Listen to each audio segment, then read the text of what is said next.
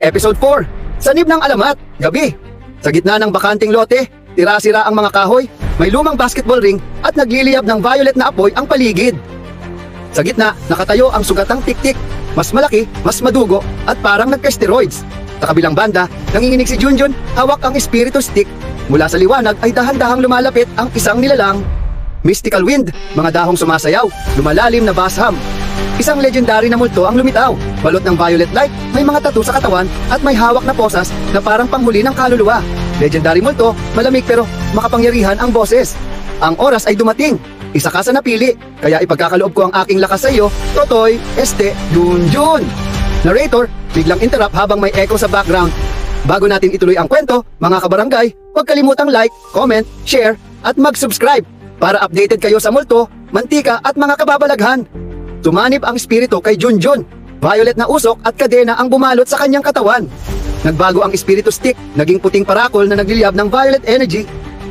May mga ancient runes na umiikot. Junjun, nagbabago ang boses, matatag na parang action star. Ano to? Para akong si Ben 10 na nag-mega evolve. Junjun in full transformation.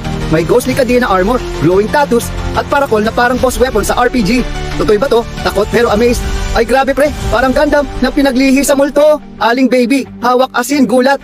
Anak ng multong may pansit. Siya nga ang tinutukoy sa lumang kwento. Mang Karding, taas mantika, parang superhero entrance. Isawsaw mo na ulit sa mantika ng katarungan. Boom! Malakas na yabag. Bumalik ang tik-tik, mas galit at mas amoy dugo. Junjun, nakataas ang parakol, matatag ang tingin. Ang barangay na to, ang huling macho-chok-chak mo. Parakol smash, sa isang hampas. Lumabas ang napakalakas na violet energy. Tinamaan ang tik-tik, tik-tik, naghihingalo habang natutupok.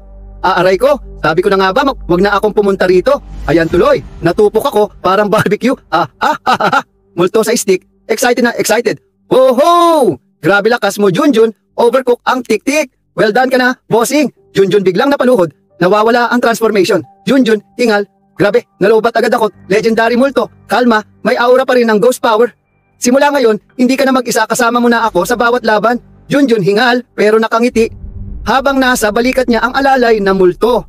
Tatabi, si Aling Baby may asin spray bottle. At si Mang Karding may mantika bottle na parang potion. Narrator, may malambot na music, pero may flying wally sa likod. Grabe, mga kabarangay. Mula tik-tik hanggang multong may tattoo, iba na talaga ang laban ngayon. Kung ganito na ang barangay war ngayon, baka pati barangay clearance kailangan na ng spirit guardian approval. O comment kayo guys kung ano ang gusto nyong makalaban ni Junjun sa mga susunod na episode. Salamat sa panonood. Mwah!